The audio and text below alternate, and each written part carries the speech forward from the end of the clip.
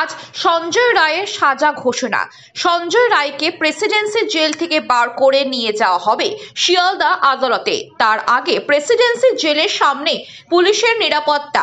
কিছুক্ষণের মধ্যেই সঞ্জয় রায়কে প্রেসিডেন্সি জেল থেকে নিয়ে যাওয়া হবে শিয়ালদা কোর্টের উদ্দেশ্যে।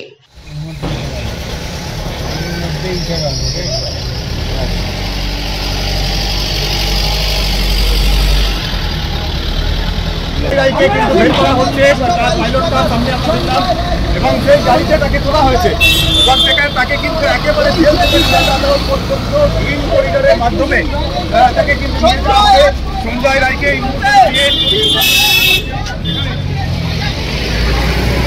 একাধিক গাড়ি কনভয়, গ্রিন করিডোরের মাধ্যমে কিন্তু তাকে নিয়ে যাওয়া হবে যাতে রাস্তায় কোনো রকম সমস্যা না হয়। একাধিক প্রিজন ভ্যান রয়েছে।